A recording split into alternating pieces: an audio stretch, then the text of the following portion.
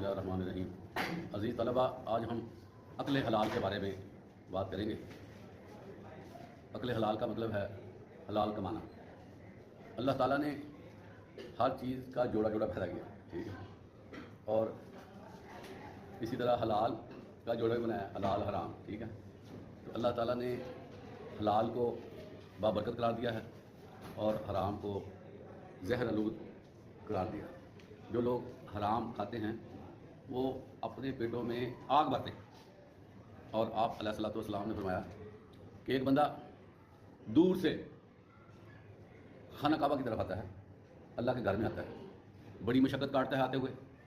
یہ اس وقت اللہ کے نبی مثال دے رہے ہیں جب ہمارے پاس رسل و وسائل نہیں تھے، آنے جانے کا مسائل بہت زیادہ تھا، اور ایک جگہ سے دوسری جگہ جانا بڑا ہی مشکل سمجھا جاتا تھا، اور سڑکات وغیرہ نہیں تھی، ریگستانی علاقے، اور درخت بھی کوئی نہیں، شیلٹر بھی کوئی نہیں، بھوکے پیاسے۔ تو آپ علیہ الصلوۃ والسلام فرماتے ہیں کہ ایک بندہ اس حالت میں پہنچا اور اس کے بال جو ہے نا، بال گرد و غبار میں اٹکے ہوئے ہیں، کپڑوں کا عجیب حال، تو بڑا ہی محنت سے اللہ کے پاس آتا ہے، تو اللہ سے وہ دعا کرتا ہے۔ اب یہ بات اگلی سننے والی ہے کہ وہ کتنی محنت سے آیا ہے، لیکن اللہ کے نبی فرماتے ہیں کہ اس کا کھانا پینا پہننا حرام کا ہے، ٹھیک ہے۔ تو اللہ کے نبی فرماتے ہیں اس کی دعا کو بول رہے ہو، سمجھ گئے بات آپ؟ تو اس قدر جو ہے اس پہ اسٹریس ہے کہ حلال کا ہے، اور حلال کمانے کا کیا فائدہ پتہ آپ کو؟ وزیر صاحب پتہ ہے کیا فائدہ حلال کمانے کا؟ حلال کمانے کا یہ فائدہ یہ ہے کہ وہ تھوڑی کمائی ہوتی ہے۔ حلال جو ہے وہ ایسے تو چھلنگے نہیں لگاتا کہ آج لاکھ پتی یا کروڑ پتی ارب پتی ہوتی ہے، جس طرح ہمارے معاشرے میں دیکھنے میں ہے نا، بندے دیکھتے دیکھتے اوپر چلے جاتے ہیں، تو پھر جب ان کی منی ٹریل دیکھی جاتی ہے تو دیکھے ہوئے جاتا ہے کہ وہ کچھ دو نمبری کرتے رہے ہیں اور پھر وہ آگے بڑھ گئے۔ تو ایسے لوگ جب سوسائٹی میں امیر ہو جاتے ہیں تو پھر وہ غریبوں کو اپنے غلاموں کی طرح سمجھتے ہیں، اور ان کے اندر تکبر تفاخر پیدا ہو جاتا ہے، اور ان کے اندر جو نرمی ہوتی ہے نا وہ ختم ہو جاتی ہے، اور بلکہ یہاں تک امیر آدمی دیکھنے میں آیا کہ وہ خدائی دعوت دار ہو جاتے ہیں۔ جس طرح قارون تھا، اس کو کہا کہ اللہ کی راہ میں دو، کہتا میں نے کمایا تم بھی کما لو، اللہ کو اس کو پتہ نہیں کہ دینے والا کون ہے۔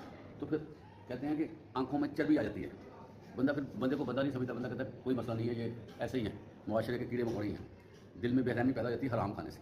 تو جو بندہ حلال کھاتا ہے نا عزیز طلبہ، اس کو محسوس ہوتا ہے کہ واقعی کچھ میں نے کیا ہے۔ جب اس کا خون پسینہ ایک ہوتا ہے نا، جب اس کی اپنی خواہشات دبائی جاتی ہیں، دب جاتی ہیں، اور وہ اپنے آپ کو لیبر میں لاتا ہے، تو جب اس کو پیسے ملتے ہیں اس کو قدر بھی ہوتی ہے۔ اور آپ کو عزیز طلبہ یہ پتہ ہوگا کہ جو حرام کی کمائی ہے نا، یہ صرف کمائی نہیں ہوتی، اس سے پھر بہت زیادہ برائی کے دروازے کھل جاتے ہیں۔ جیسے امیر آدمی اللہ ماشاء اللہ، اللہ تعالیٰ بچائے، شراب نوشی کی طرف دھیان ہو جاتا ہے، جس کو کہتے ہیں ہم شراب و کباب کہتے ہیں، عزتوں کی طرف، لوگوں کی عزتوں کی طرف دھیان ہو جاتا ہے، اور کئی قسم کی خرافات ہو جاتی ہیں۔ پھر جو ہے وہ دنیا سے بھی علیحدہ ہو جاتا ہے، اور آخرت میں تو اپنا کام خراب کر لیتا ہے۔ یہاں پر بھی آپ دیکھیں کہ ہماری سوسائٹی میں حرام حلال کا فرق نہ ہونے کی وجہ سے کتنا نقصان ہو رہا ہے کہ طبقات بن گئے۔ ایک طبقہ ایسے سائڈ پہ ہو گیا، انہوں نے اپنے ایریاز بنا لیے رہنے سہنے کے لیے، وہ انہوں نے کوشش کی ہے کہ جہاں ہم رہیں وہ جنت جیسا ہو۔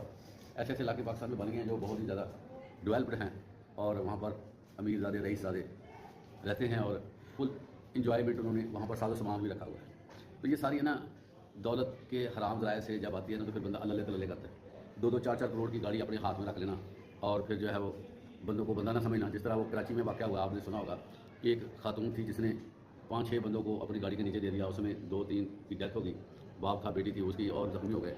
تو کیا تھا، وہ ایک بڑے گھرانے سے تعلق رکھنے والی خود بھی مالدار خاتون تھی، اور اس نے یہ کیا۔ اسی طرح کراچی کا واقعہ ہے کہ ایک لڑکا، اس نے اپنے دوست کا مرڈر کیا، اور سب کو پتا یہ مرڈر ہوا، قتل ہوا اس نے کیا، لیکن اپنا اثر و رسوخ استعمال کر کے وہ وہاں سے نکل گیا۔ اسی طرح عدالتوں میں لوگ، امیر آدمی اپنے جاہ و جلال اور پیسے کی وجہ سے وہ نکل جاتے ہیں۔ پہلے تو تفتیش ہی اتنی کوالٹی کی نہیں ہوتی، تفتیش میں سکم رکھ دیا جاتا ہے، اور اس کے بعد گواہوں کو بھی ایسے ہی ہائر کر لیا جاتا ہے، پوری کہانی ڈیولپ کر کے نا امیر آدمی نکل جاتا ہے، جس کی وجہ سے پھر آپ کو پتا معاشرے میں اس وقت جرائم کتنے ہیں۔ یہ سارے جرائم جو ہیں یہ امیر آدمیوں کا اس میں پارٹیسپیشن زیادہ ہے۔ پھر یہی امیر آدمی لیڈر بھی بنتے ہیں، اور مختلف الیکشنز میں بھی کھڑے ہوتے ہیں، مختلف عہدوں میں بھی آتے ہیں۔ تو پھر کیا ہوتا ہے کہ جو جرائم پیشہ لوگ ہوتے ہیں وہ ان کی پناہیں ڈھونڈتے ہیں، ان کا شیڈو لیتے ہیں، نتیجتاً جرم کرنے والا کبھی پھنستا ہی نہیں ہے۔ اور اس وقت صورتحال ہماری یہ ہے کہ جرائم کو کنٹرول کرنا بہت مشکل ہے۔ کوئی بندہ بھی نکلتا ہے، اس کو شیور نہیں ہوتا کہ میں صحیح سلامت واپس آ جاؤں گا، یا میں جو ہے مجھے کوئی لوٹ لیں گے، ڈاکو پڑ جائیں گے، کبھی موٹر سائیکل چھین لیتے ہیں، کبھی بینک سے کوئی بندہ پیسے نکلوا کر باہر آتا ہے تو وہ اس کو رگڑا لگ جاتا ہے۔ تو جب ہم حرام کے بارے میں عزیز طلبہ بات کرتے ہیں تو اس کی پھر حدود نہیں رہتی، پھر جو ہے وہ جرائم پہ جرائم ہوتے ہیں. اور اس کا نقصان یہ بھی عزیز طلبہ ہوتا ہے کہ اگر ایک بندہ حرام کھاتا ہے نا، کماتا ہے، اس کو کچھ نہیں ہوتا، وہ نئے نئے ماڈل کی گاڑیاں بھی لے کر آتا ہے، تو دوسرا بھی کہتا ہے یار یہ اس طرح کر رہا ہے، ہمیں کیا ضرورت ہے اتنی محنتیں کرنے کی. پھر وہ شارٹ کٹ راستے لینا شروع کر دیتا ہے، اور وہ بھی عمارت جو غریب لوگ ہوتے ہیں وہ کہتے ہیں بھائی کہ ہمارے پاس تو پیسہ نہیں ہے، وہ لوگوں سے چھیننا شروع کرتے ہیں، ڈکیتی عام ہو جاتی ہے، چوری چکاری عام ہو جاتی ہے. تو معاشرہ جو ہے پھر وہ تعفن کا شکار ہوتا ہے، اسمیل ہی اسمیل، گند ہی گند، کوئی بندہ محفوظ نہیں. اچھے بندے کو تو سمجھا نہیں جاتا ہے یہ اچھا ہے، اس کو تو گاجر مولی سمجھ کے ایسے فارغ کرتے ہیں کہ تمہاری کیا سی ہے. تو کہتے ہیں نا جتنا لچا اتنا ہی اونچا، تو یہاں تک معاشرے میں صورتحال بن جاتی ہے. تو سارا یہ حرام کے معاملات ہیں. تو اللہ تعالیٰ نے حرام کے حوالے سے خصوصی ہمیں ہدایات دی ہیں اور اس سے بچنے کا ہمیں کہا ہے. آپ صلی اللہ علیہ وسلم کی اس میں تعلیمات ہیں. پہلے ہم دیکھتے ہیں قرآن مجید میں اللہ تعالیٰ فرماتا ہے وَلَقَدْ مَكَّنَّاكُمْ فِي الْأَرْضِ وَجَعَلْنَا لَكُمْ فِيهَا مَوَاشِيَ قَلِيلًا مَا تَشْكُرُونَ. بے شک ہم نے تمہیں زمین میں بسایا اور اس میں تمہارے لیے روزی کا سامان پیدا کیا، تم بہت ہی کم شکر کرتے ہو. عزیز طلبہ دیکھیں اللہ کی جو باتیں ہیں نا قرآن مجید میں، ساتھ ساتھ اس کے دلائل موجود ہیں. اللہ تعالیٰ نے جو فرمایا اس وقت پوری زمین جو ہے وہ انسانوں کی خدمت کر رہی ہے، حتیٰ کہ پہاڑ بھی خدمت کرتے ہیں، اس میں سے بڑا سونا چاندی اور دوسری چیزیں نکلتی ہیں. کتنی معدنیات ہیں. پھر جو ریگستان جو کل تک جو ہے وہ ریتلے علاقے تھے جہاں پر تو کوئی صورتحال نہیں تھی، وہاں پر اللہ تعالیٰ نے تیل کی ایٹم نکال دی. وہ تیل پٹرول نکلنے سے کتنا. پھر سمندر جو ہے وہ آپ دیکھیں کہ اس کی تہوں میں جو ہے وہ تیل نکالا جا رہا ہے. سمندر میں کتنے آپ کو پتہ ہی ہے جو حالات ہوتے ہیں. مچھلیاں ایسی اللہ رکھی جو جہاں سے جواہر نکلتے ہیں اس کو. یہ چیزیں اللہ تعالیٰ فرما رہے ہیں کہ ہم نے زمین میں پھیلا دی. اس کو تلاش کر لو، جو لوگ تلاش کریں گے وہ کامیاب ہو جائیں گے. پھر اللہ تعالیٰ فرماتے ہیں کہ تم بہت کم شکر گزار ہو، بہت کم لوگ ایسے ہیں جو شکر کرنے والے ہیں. عزیز طلبہ اتنا اللہ نے دیا نا تو ہمیں بھی چاہیے کہ ہم شکر کریں اللہ کا. اور حدیث میں آتا ہے کہ ہمیں بسم اللہ پڑھ کے کھانا شروع کرنا چاہیے نا، اور ہر صورت ہمیں اللہ کا شکر ادا کرنا چاہیے. الحمدللہ الذی اطعمنا وسقانا وجعلنا من المسلمین. یا اللہ تیرا شکر ہے، سب تعریفیں تیری ہیں جس نے ہمیں مسلمان بنایا ہے اور ہمیں کھانا نصیب ہوا ہے. ہر کھانے کے بعد یہ دعا کرنا ہمیں ضروری ہے. لیکن اللہ کہتا ہے کہ کھاتے ہو لیکن بڑھ کے مارتے ہو، اور دھیان تمہارا ادھر موبائل کی طرف ہوتا ہے، سوچ تمہاری کدھر ہوتی ہے، کھانا کھا رہے ہو، یہ نہیں پتہ اللہ کا رزق کھا رہے ہو. میں نے بسم اللہ بھی پڑھنی ہے اور میں نے شکر بھی ادا کرنا ہے. تو اللہ تعالیٰ کی آپ مہربانی دیکھیں کہ پوری کائنات میں اللہ تعالیٰ نے رزق کھلایا ہوا ہے. ہر جگہ پر اللہ نے رزق دیا ہوا ہے. کوئی پہاڑ ایسا نہیں ہے جو رزق کا باعث نہیں ہے. یہ جتنی سڑکات ہیں آپ کو پتہ ہے یہ ساری پتھر آتے ہیں، بجری آتی ہے، ٹھیک ہے. تو ساری چیزیں جو اللہ تعالیٰ نے بہانے مانے سے بندے کو دی ہوئی ہیں. تو رزق کمانا نا بڑا ضروری ہے. ایک بندہ آپ صلی اللہ علیہ وسلم جا رہے تھے، وہ راستے میں ملا، آپ سے اس نے سوال کر دیا. تو آپ نے کہا کہ تمہارے پاس کیا ہے؟ اس نے کہا میرے پاس تو کچھ بھی نہیں ہے، میں تو کنگلا ہوں، میں تو فارغ ہوں. پھر بھی پوچھا کیا ہے؟ تو وہ کہنے لگا ایک کھیس پڑا ہوا ہے، چادر پڑی ہوئی ہے. آپ نے فرمایا وہ چادر لے کر آؤ. وہ بندہ چادر لے کر آیا تو وہ چادر جو ہے وہ اللہ کے نبی نے صحابہ سے کہا اس کو لے لو. وہ 2-3 درہم میں لی گئی جتنے کی. تو اللہ کے نبی نے فرمایا کہ تم 1 درہم کا کلہاڑا لے لو، 1 کی رسی لے لو، اور وہ رسی جو ہے اور کلہاڑا لے کر جنگل میں چلے جاؤ، وہاں پر لکڑیاں کاٹو اور بیچ دو. وہ بندہ سمجھ گیا، اس کے دماغ میں یہ چیز آئی، وہ گیا، اس نے سسٹم بنایا، جانا صبح اندھیر منہ جانا تاکہ گرمی نہ ہو، وہ لے کر آنا گٹھا اٹھا کے. تو شہر میں لا کر رکھنا. اس وقت لکڑی جلتی تھی اور کیا جلنا تھا. تو لوگ جو ہیں وہ پھر خریدنے لگے. تو چند دنوں میں نا اس کی حالت بدل گئی، چند دنوں میں وہ سیٹ ہو گیا. کتنا کام تھا. تو یہاں پر اللہ تعالیٰ اللہ کے نبی فرماتے ہیں طلب کسب الحلال فریضۃ بعد فریضہ. جو ایمان ہے نا، ایمان ہے، جو چیزیں ہم پر فرض ہیں، ان فرائض کے بعد سب سے بڑا فرض جو ہے وہ رزق کمانا ہے. رزق آپ نے وہ 5, 10, 20, 50 کے نوٹ پہ بھی دیکھا ہوگا کہ رزق حلال عین عبادت ہے. تو جو بندہ جاتا ہے نا حلال رزق کی تلاش میں، اور سننے والی بات ہے، جو بندہ حلال رزق کی تلاش میں جاتا ہے نا، اب راستے میں اس کی ڈیتھ ہو جاتی ہے، وہ کیا ہو جاتا ہے پتہ ہے؟ وہ شہید ہو جاتا ہے. وہ کیا ہو جاتا ہے؟ شہید ہو جاتا ہے. کتنا رتبہ ہے کہ بندہ جاتا ہے کمانے کے لیے لیکن وہ شہید. اسی طرح بندہ کما کے لاتا ہے، اپنے بچوں کے منہ میں ڈالتا ہے یا بیوی کے منہ میں ڈالتا ہے، وہ کیا بتاؤ کو وہ صدقہ ہے. وہ کیا ہے؟ صدقہ. وہ صدقہ بن جاتا ہے. کتنا فائدہ. تو اس لیے حلال رزق کمانا یہ انسان کے دماغی اطمینان کے لیے بھی خوشی ہے. جی میں کو بتاؤں، جتنے لوگ حرام کماتے ہیں نا، وہ رات کو نا کوئی کیپسول کو گولی کوئی خواہ چیزیں کھا کے سوتے ہیں. اتنی جلدی نہیں، ان کو پتہ تھا ہم نے کتنے لوگوں کو ذبح کیا ہے. پھر وہ جو ہے نا ہمیں آمدن ہوئی ہے، وہ ملاوٹ کر کے کوئی 2 نمبر چیز بیچ کے، کوئی ورک شرک لگا کے. اب دیکھیں نا ہمارے پاس رات کو ریڑھی والے ہوتے ہیں، پھل والے، تو ان کے پاس جو لائٹ ہوتی ہے، کبھی غور کیا؟ وہ لائٹیں اس طرح کی لگاتے ہیں کہ جو فروٹ ہے نا وہ ذرا چمکتا ہوا نظر آئے، اچھا نظر آئے تو لوگ متاثر ہوں. وہی فروٹ جب بندہ گھر جا کر دیکھتا ہے تو اس کی شکل ہی اور ہوتی ہے. لوگوں کو چکمے کے ساتھ وہ بیچ دیتے ہیں. لوگ بیچارے معصوم ہوتے ہیں، وہ لے لیتے ہیں. ایک بندہ کمائی کر کے آیا، پتہ نہیں کیسے محنت سے اس نے پورا دن لگایا. اس نے کہا میں بیوی بچوں کے لیے تھوڑا سا فروٹ لے جاؤں. گھر جاتا ہے روتا ہے کہ میرے ساتھ کیا ہوا.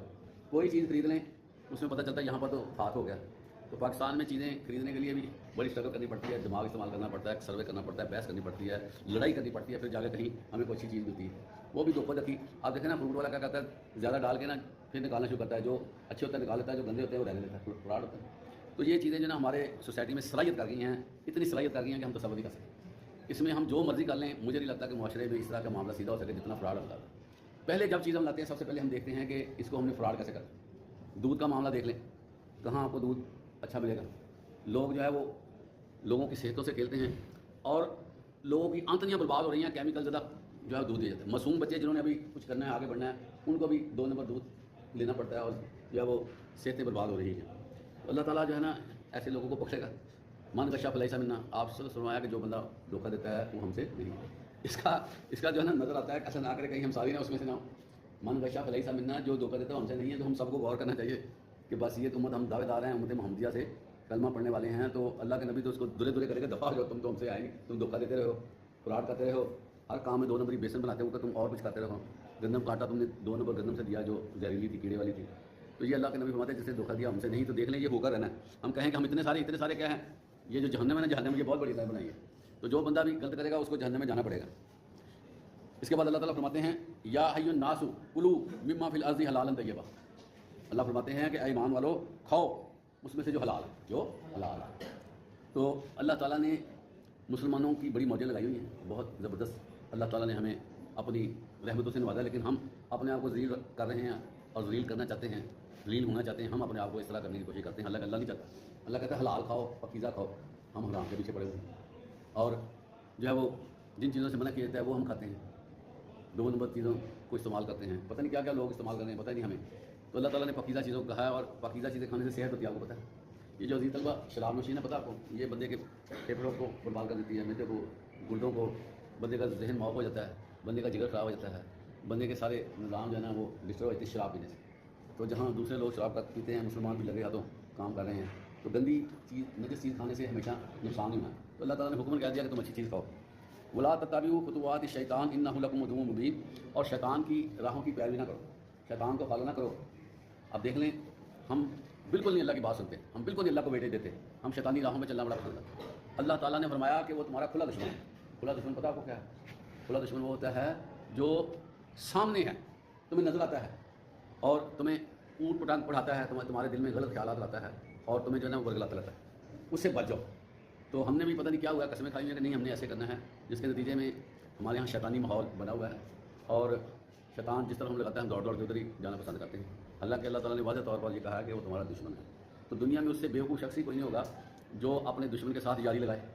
اس کی دشمنی ایسی ہے جو اس نے قسم کھا کے کی تھی کہ یا اللہ میں ان کے آگے سے آؤں گا، ان کے پیچھے سے آؤں گا، ان کے دائیں سے آؤں گا، ان کے بائیں سے آؤں گا، میں نے ان کو چھوڑنا نہیں ہے۔ اس طرح کا وہ دشمن ہے، لیکن ہم یاریوں میں پڑے ہوئے، ہم جو ہے ان کے ساتھ محبتیں کرتے ہیں شیطان، نہ ہم آنکھوں کا خیال رکھتے ہیں اس کی پاکیزگی کا، نہ ہم کانوں نہ زبان، کوئی معاملہ ہمارا اتنا سیدھا نہیں ہے، اور خوف خدا سے ہم عاری لوگ ہیں، جس کا نتیجہ یہ نکل رہا ہے کہ شیطان ہم پہ حاوی ہو گیا ہے، اور ہمیں جو ہے نا شیطان ہمیں پھنسا رہا ہے۔ وہ خود تو اللہ کی لعنت کا مستحق ہو گیا، لیکن وہ حضرت آدم کو کہتا ہے میں نے چھوڑنا نہیں، اور حضرت آدم جو ہے وہ بے فکر ہو کر اس کی راہوں کو اپنائے ہوئے ہے، جس کے نتیجے میں شیطان اپنے مشن میں کامیاب ہو رہا ہے، اور حضرت آدم رول کھل گیا ہے، ذلیل ہو کر رہے گا الا ماشاء اللہ۔ تو اللہ تعالیٰ ہمیں حلال رزق کھانے کی توفیق عطا فرمائے، حلال کمانے کی توفیق عطا فرمائے۔ آپ صلی اللہ علیہ وسلم نے فرمایا کہ سب سے اچھی کمائی کون سی ہے؟ جو اپنے ہاتھ سے کی جائے، جو اپنے ہاتھ سے کی جائے۔ اور آپ کو پتہ ہے عزیز طلبہ، جتنے انبیاء کرام گزرے ہیں نا، سب نے لوگوں کی بکریاں چڑھائی ہیں معاوضے پہ، پتہ لوگوں کی بکریاں چڑھائی ہیں، اونٹ چڑھائے ہیں، نبیوں نے معاوضہ لیا، تھوڑے تھوڑے معاوضے پہ بکری چڑھا کر ان کو دی۔ اور پھر اللہ کے نبی فرماتے ہیں کہ حضرت داؤد علیہ السلام اپنے ہاتھ سے کماتے تھے، لوہے کا کاروبار کرتے تھے حضرت داؤد علیہ السلام۔ یہ جو زریں ہوتی ہیں نا، جس کو جنگی لباس کہتے ہیں، حضرت داؤد علیہ السلام خود بادشاہ تھے، بادشاہ آپ سن لیں، بادشاہ تھے، وہ خود اپنے ہاتھ سے زریں تیار کرتے تھے، جنگی سامان حرب تیار کرتے تھے اور بیچ کر کمائی کرتے تھے اور اپنی بادشاہت کا فائدہ نہیں کرتے تھے۔ ایک بادشاہ ادھر برے صغیر میں گزرا، اس کا نام تھا التتمش۔ وہ بادشاہ اتنا پرہیزگار تھا کہ قرآن مجید کو نا اپنے ہاتھ سے لکھتا تھا۔ پہلے اس وقت پریس نہیں تھے، پرنٹنگ کا معاملہ نہیں تھا، قلم، دعات اور کاغذ، تو وہ کیا کرتے تھے، وہ ہاتھ سے قرآن مجید لے کر اس کا نسخہ بنا کے نا اس کو آگے سینڈ کرتے تھے، ترجیح لیتے تھے۔ تو اس طرح کے بھی لوگ ہوئے ہیں جو محنتیں کرتے تھے۔ اب دیکھیں ان کا نام اب تک زندہ اور قیامت تک زندہ رہے گا۔ حرام خوروں کو تو جو ہے نا ایسے ہی ہے، اس کو قبر میں پھینک کر اور اس کو دفنا دیا تھا، بعد میں اس کا نام لینے والا بن جاتا۔ عزیز طلبہ، یہ جو حرام کی کمائی ہے نا، اس کا ہمیں کیا نقصان ہونا ہے کہ جن بچوں کو، جس اولاد کو ہم نے اس کمائی سے پالا ہوگا نا، قیامت کے دن اس اولاد نے اپنے باپ کے خلاف گواہی دینی ہے کہ یہ اس نے ہمیں کھلایا پلایا، ہمارا کیا قصور۔ اور حدیث میں آتا ہے کہ جو بندہ حرام کی کمائی سے پلے گا، کیا اسے ہم نیکی کی توقع رکھ سکتے ہیں؟ تو حرام کھانے سے تو ہماری باتیں بھی قبول ہوتی۔ اگر کوئی جسم حرام پہ لگ گیا ہے، وہ نمازیں پڑھے گا تو اس کا کیا فائدہ بتائیں؟ ٹھیک ہے، بہت سے لوگ ادھر بنا ہو کے حج پہ چلے جاتے ہیں، سمجھتے ہیں کہ ہو گیا، وہ 10 حج بھی کریں نا تو وہ نہیں مسئلہ بننا جب تک حلال نہ ہو۔ حلال کے بغیر بندہ زیرو پہ ہے، سمجھ آئی گی؟ لیکن ہمارے ہاں شیطانی وسوسے اتنے زیادہ ہیں کہ ہم کہتے ہیں پیچھے کرو یہ حلال حرام کو، بس ہمارے پیسے ہمیں آنے چاہیے۔ تو جو بھی ہم کر سکتے ہیں ہم کرتے ہیں، جس کے نتیجے میں گھروں میں انتشار ہے، لڑائی جھگڑا ہے، بے رخی ہے۔ آپ اولادوں کے منہ میں جتنا مرضی ڈال لیں، اولاد آپ کی نافرمانی کر رہی ہے، وجہ کیا ہے؟ 2 نمبر کمائی۔ وہ سمجھتا ہے ہمارا باپ کون سا کوئی جو ہے نا بڑا کام کر کے آیا ہے، حرام کما کے ہمیں کھلا رہا ہے، تو ہم اس کی عزت کیوں کریں؟ تو بچے جو ہے نا سرکش ہو جاتے ہیں اور والد کو رسپیکٹ نہیں دیتے، پھر والد ہوتا ہے۔ اس لیے جتنا ہو سکتا ہے حلال کی طرف آنا چاہیے۔ یہ میٹھا ہے اور مزیدار ہے حلال، صدق آتا ہے، رات کو نیند اچھی آتی ہے، سوچ اچھی بنتی ہے اور نیکی کی طرف جانے کو دل جاتا ہے۔ اللہ تعالیٰ ہمیں حلال کمانے کی توفیق عطا فرمائے اور محنت کرنے کی توفیق عطا فرمائے اور اللہ ہی سے مانگنے کی توفیق عطا فرمائے۔ واخر دعوانا الحمدللہ رب العالمین۔